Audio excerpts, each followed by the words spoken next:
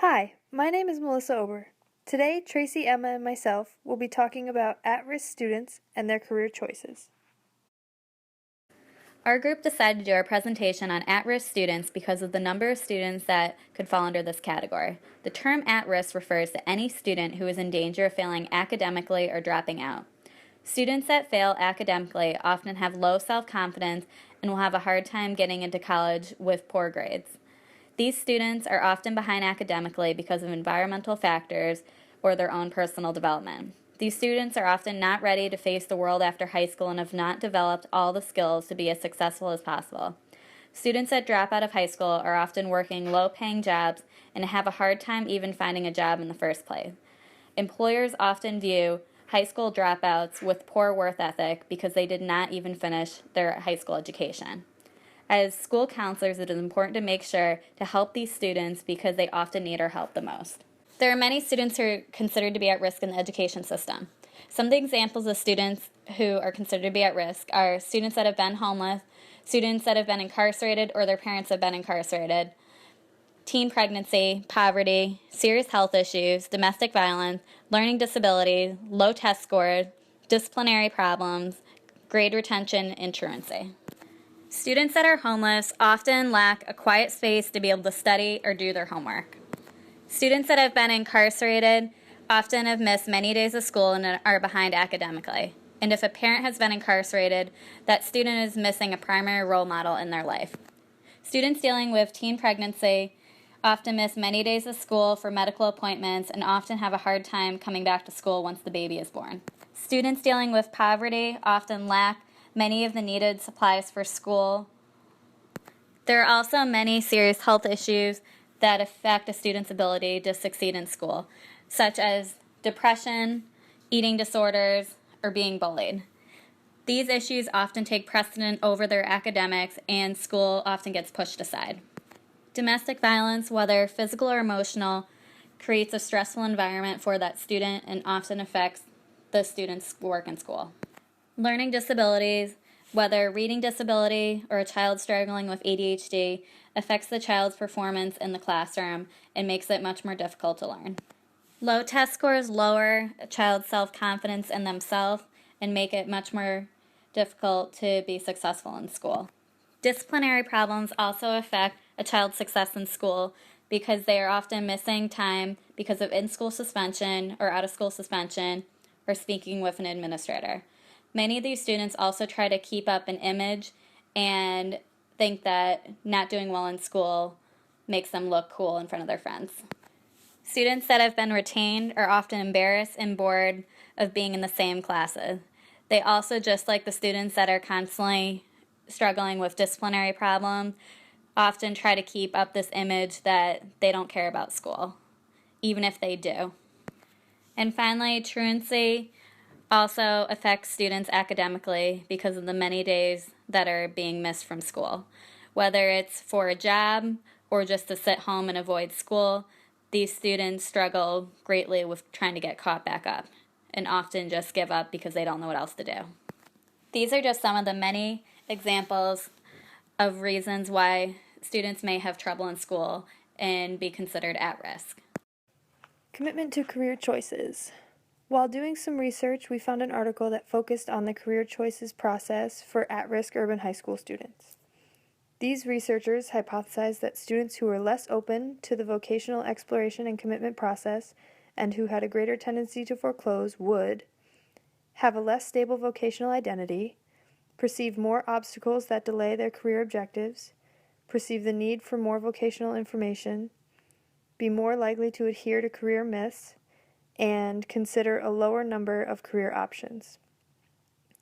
Overall, the results supported this hypothesis, with the exception of students being more likely to adhere to career myths.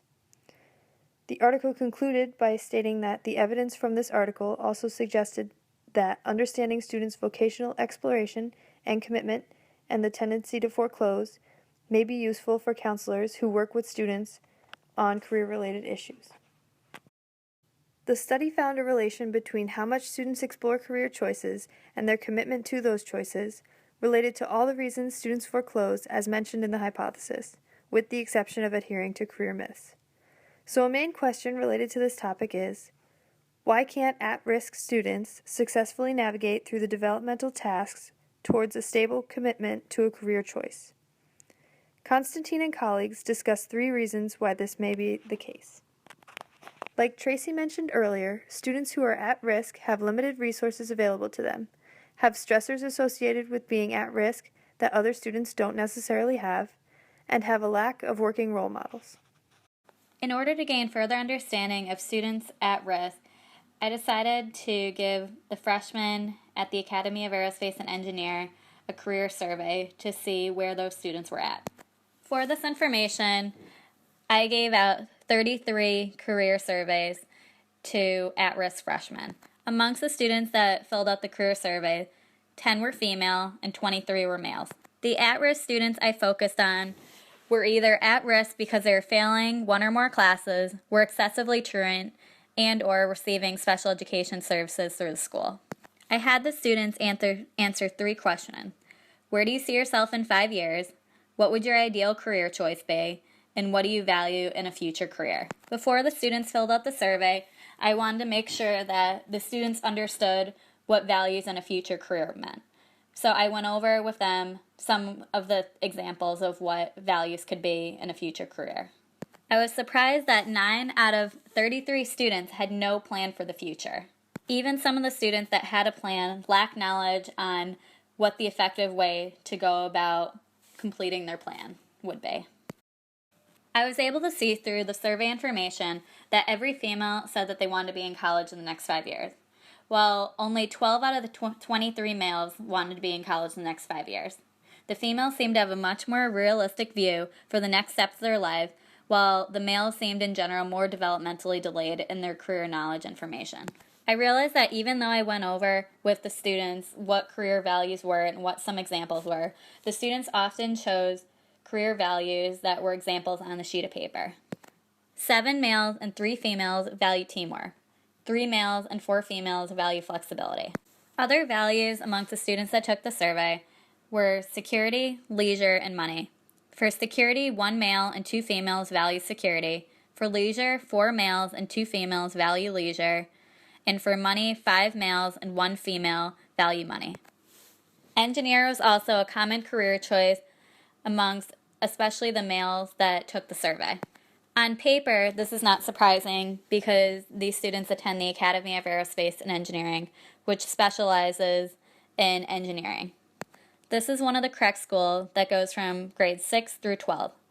Many of the classes are focused in math and science, and these students are exposed to many engineering experiences. What is surprising, though, is I know many of these students personally, and many of these students do not like math and science classes.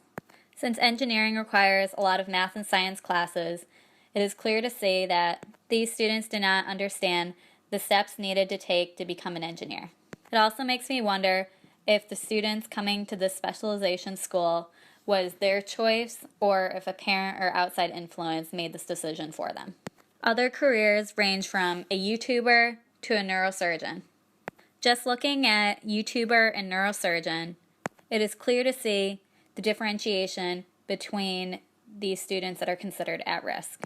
The student that picked YouTuber does not realize that that is not an actual career, while the student that picked neurosurgeon knows that that type of career requires a lot of education and commitment. These students at risk vary greatly in their own career identity. In order for our audience to gain better understanding of the students at risk, we took 6 surveys and attached them into the PowerPoint. The first example is of a male. This student decides to use humor instead of answering the question seriously. And this student also, from knowing personally, is one of the students that is greatly in danger of having to repeat freshman year.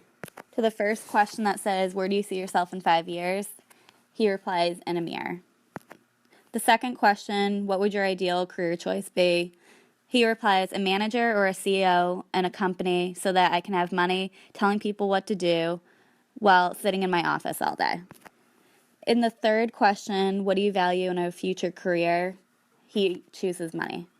This shows how this male is at a very immature stage in his career development.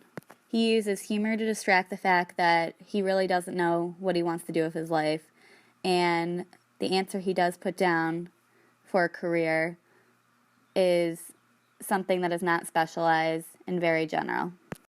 In question 2, he also talks about how he wants to be the boss of others and sit around and do nothing and leave the work to other people. This shows lack of understanding of what a good leader really is.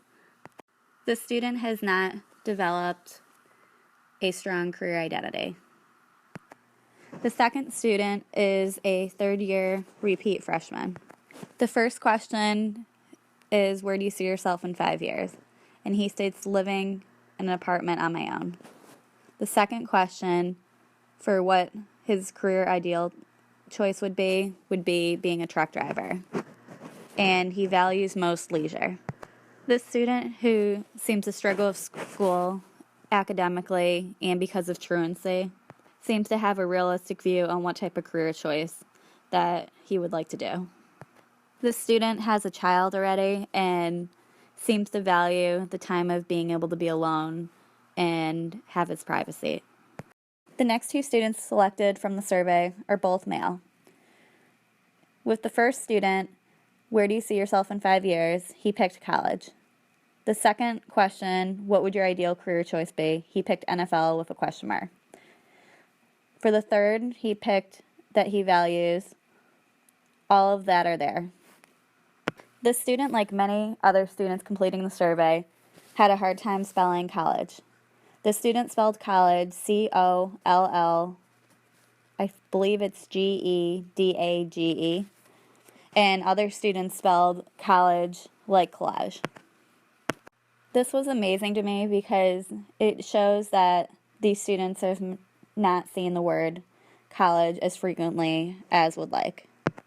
This student seems to have a hard time selecting what he wants to do. Unlike some of the other surveys, the student just picked college, but did not have any type of choice of school or major possibly interested in. The student picked NFL, which if he was able to show steps needed to get to the NFL, then maybe that would be a possible career choice. But instead, the student just puts NFL with a question mark. People that also make it into NFL are slim to none, and the student doesn't seem to have any type of backup plan if that plan does not work. Student also shows trouble choosing because instead of picking values that are meaningful, he just picked all of them. The student has not developed a strong career identity yet.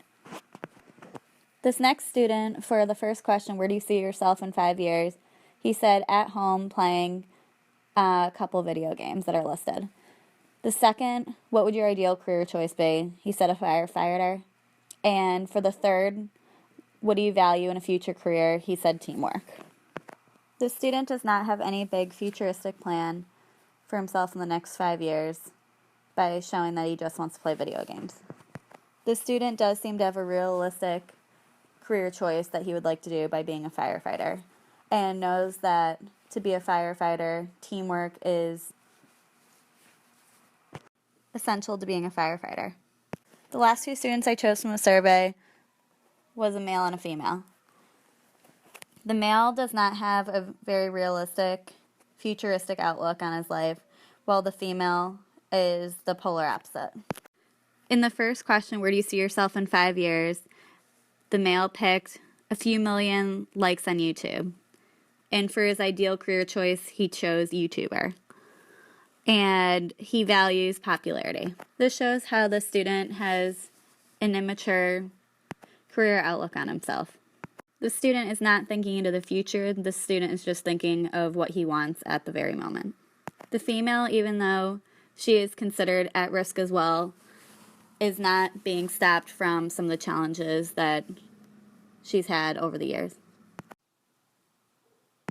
The female student sees herself at UConn and in the next 5 years and sees herself happy and getting successful.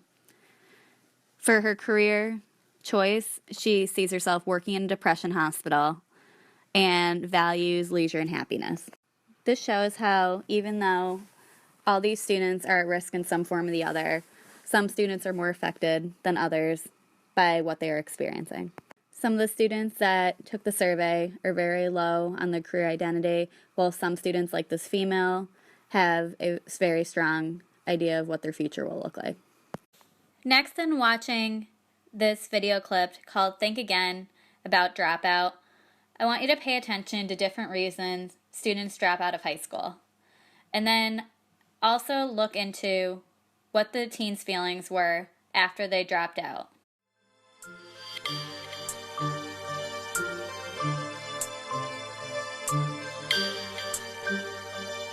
The reason I dropped out of high school was so I can help support my family. I just really didn't feel the need to go to school because I wasn't learning anything. When they told me I had to go to summer school, again, I was like, nah, I don't want to do that. I decided to basically put school on hold and find a job. I found out that I was 3 months pregnant. I got kicked out because I caught a charge in school. Starting a new high school is, the whole pressure was overwhelming. Just bothering me, walking me to class, saying little names here and there, it just really got annoying after a while. And every day when you go to lunch and you're eating and there's a crew watching you, it's not fun anymore to be in school. Then I had some complications with a boyfriend, decided I wanted to be with him more than to actually go into school. What's my point for being here? Why should I listen to this teacher? What does this lesson have to do with my life? I got into a lot of fights in high school, and that led up to me getting kicked out of Oak my freshman year. I had a lot of support. They actually wanted me to stay.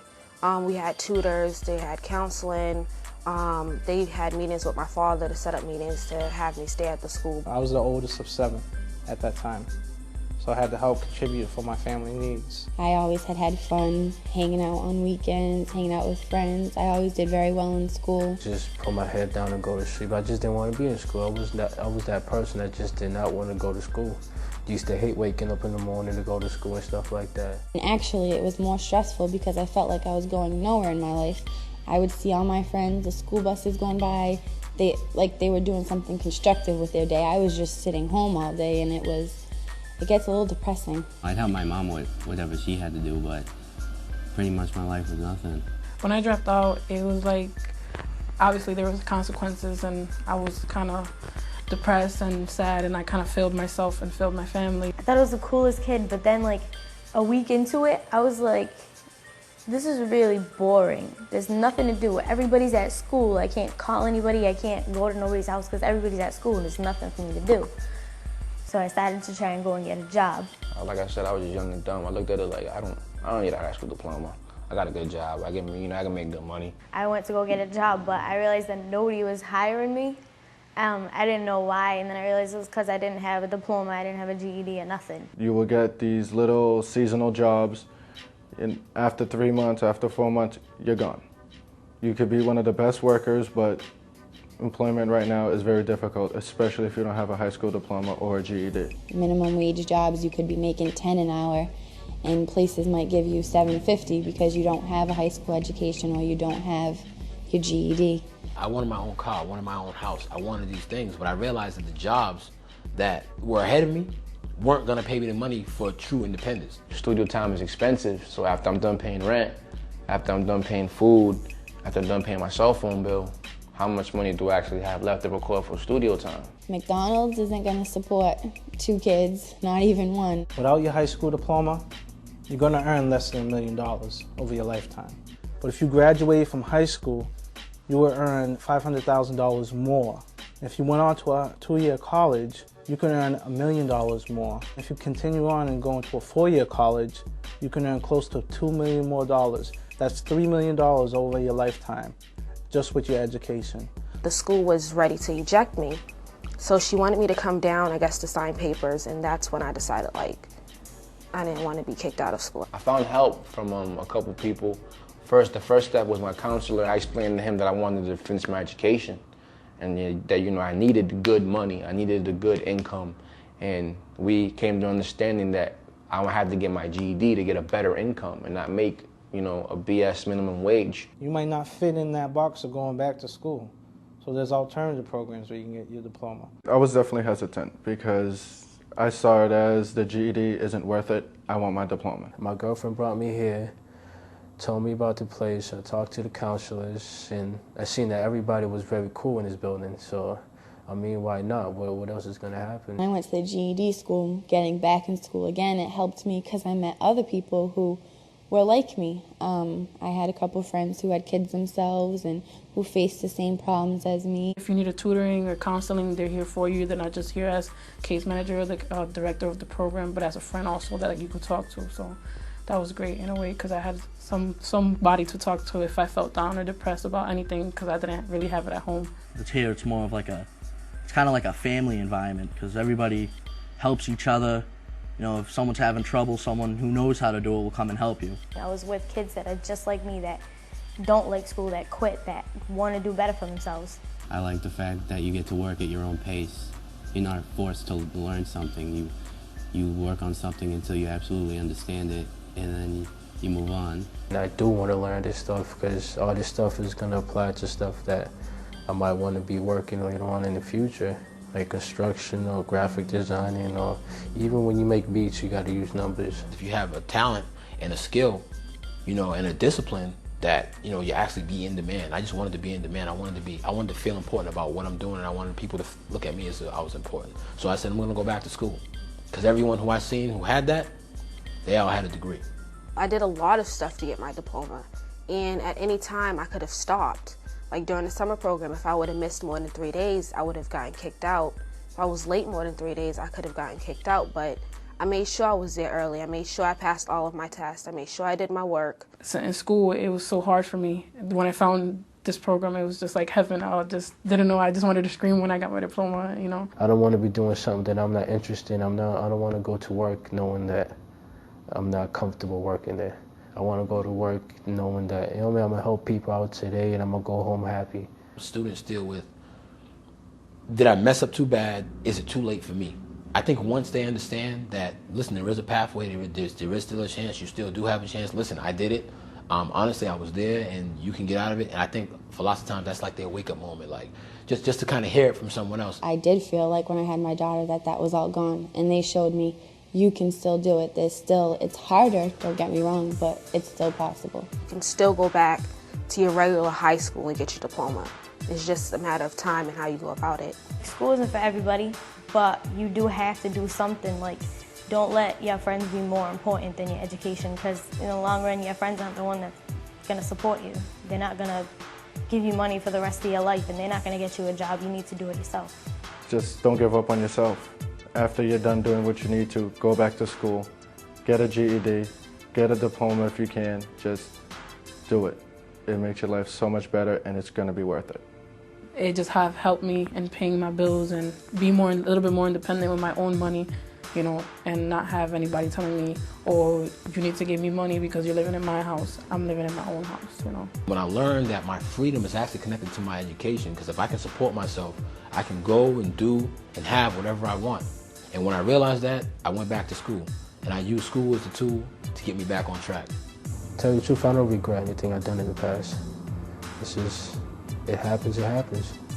But see, it's up to me to turn around and fix it. So that's what I'm doing right now. If you live in Boston and you'd like to have a conversation about your educational options, you can call 617-488-1388. That's 617-488-1388. It's never too late to get back on track with your education. We'll be here for you. Give us a call. What are your goals and dreams? What do you want in your life? If I do journalism, I would like to go to Northwestern in Chicago. Or if I end up doing African American Studies, my first choice is ASU. Probably maybe owning my own restaurant. I want to go to Morehouse, Atlanta. Take the civil service test, go into the academy and become a police officer, and then from there on, become a detective. Better jobs, better job opportunities, more money, you know, more school, college, you know, a university, a degree somewhere. I'm going to go to a school to get veterinary training so I can be a vet. And Wesleyan was like, if you do a post-grad year, we'll accept you. So I ended up doing a post-grad and ended up going on to Wesleyan College, Wesleyan University. My goals now is just to finish this GED, start a vocational program somewhere. Go to UMass Amherst College for 5 years to get my master's in teaching. I want to be an elementary school teacher. Oh, it's great. It is great. I got a big house too.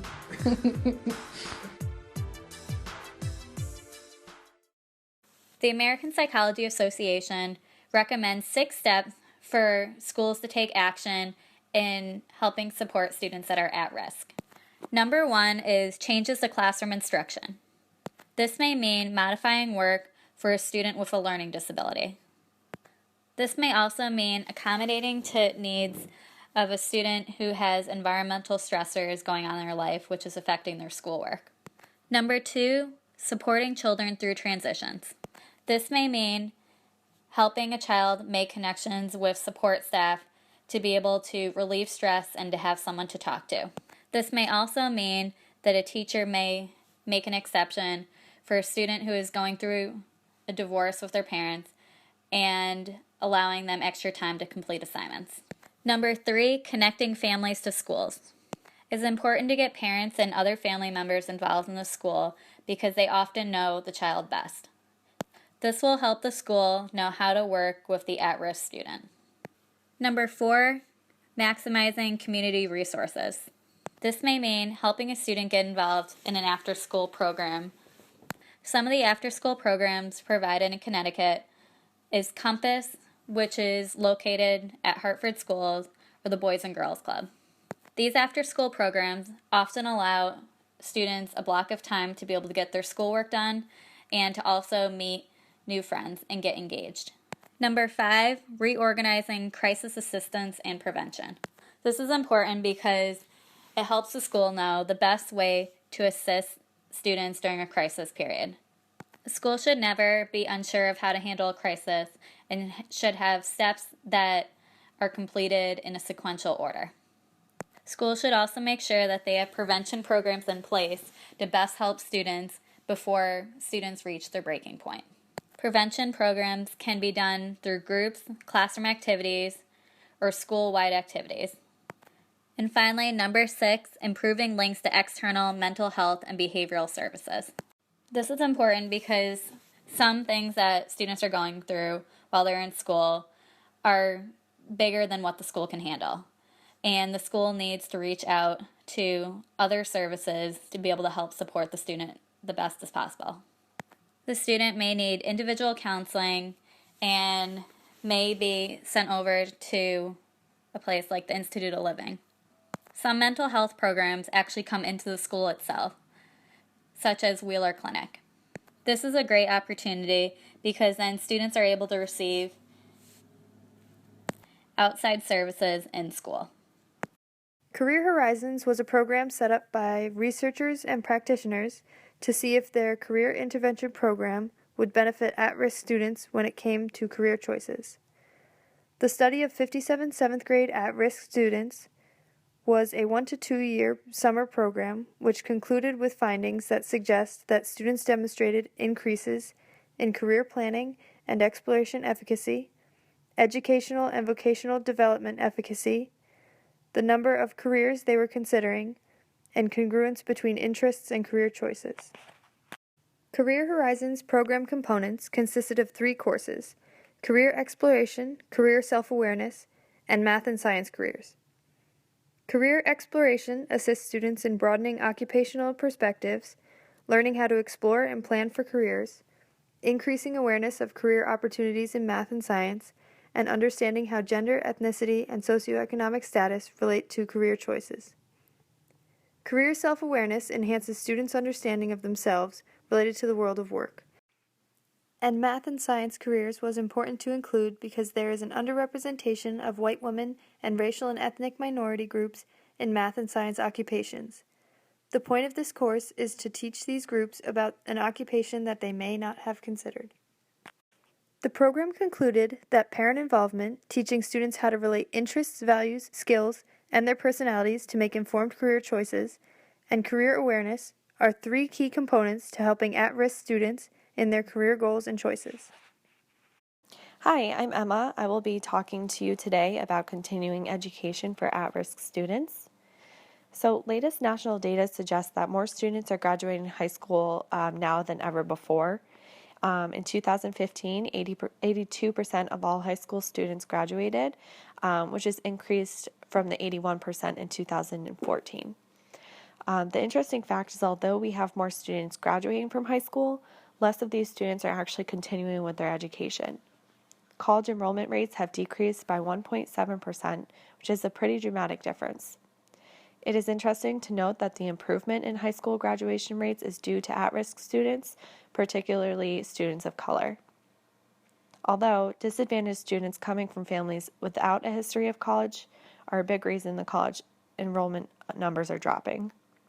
Based on the U.S. Census, the percentage of students from low-income families attending college after graduating high school has declined by 10% in 2008 to now 46%. Only institutions that serve the largest population of disadvantaged students, such as two-year colleges, have had these enrollment drops, but it's actually slightly increased for some of the four-year institutions. A study conducted by the University of Connecticut aimed to compare retention statistics of low-income, first-generation, and minority students at a four-year college in the Northeast. They explored reasons that specific populations of students left college before they graduated. Their hypothesis was that the lower graduation rates for at-risk students could be attributed to lower rates of retention from the first year to the second year and from the second year to the third year during their college studies. The study aimed to answer the following questions. What are some of the most crucial factors in retaining low-income, first-generation, and minority students from completing college? And what are some of the reasons that low-income, first-generation, and minority students leave prior to their second or third year of their college experience? The results of this study showed that the primary reasons students left the university were financial difficulties, lack of family support, lack of engagement and motivation, lack of confidence, lack of academic preparation, and lack of proper advisement. The primary reasons students leave is because they are not successful due to financial aid and work. Some of the students come from dysfunctional families. These students come to college and are seen as the family member with the most flexible schedule, and they are the family problem solvers and resources for the family. They get drawn off into family needs, and that becomes their priority instead of their academics. They have problems creating boundaries and telling their families that they are busy and can't leave the campus. They'll first deal with family things. The academics become secondary. Their families don't understand they're actually working here and not just hanging out with their friends. The study from the University of Connecticut interviewed the Academic Advising Center at Eastern Connecticut State University. They found that most at-risk groups are first-generation, low-income that do not know how to navigate campus and academic life, and they are reluctant to ask. Once they do come in, they utilize the support services, but they get drawn off of it because of financial issues. Another academic advisor from Eastern Connecticut State University stated, "Some students are just not ready to be here. Sometimes the family pressures students to go to college and it's not for them. In other cases, families do have the financial resources. They manage the resources just for one semester, and then the students were left to worry about the finances in the spring semester. Many students are just learning about college, and they have to figure out the financial piece. Many are working so many hours outside of campus, and they are killing themselves. There are probably a lot of students that are officially full-time, but they are working more than 20 hours a week. That could impact their graduation rate." I would like to finish up the continuing education part of at-risk students by a quote from Brendan Melton. This is from the Ask a School Counselor's blog. "At-risk students create barriers to protect themselves from perceived threats. They build walls to hide family secrets of alcoholism, abuse, poverty, and shame.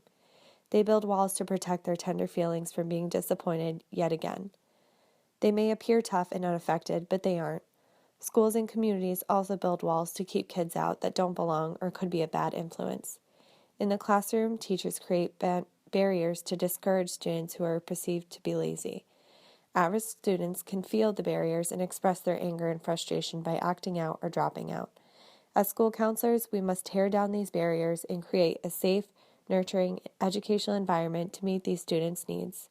Empowerment, a strong support system, opportunities for success, and skill are key components to building a strong school counseling programs that meet the needs of challenging students."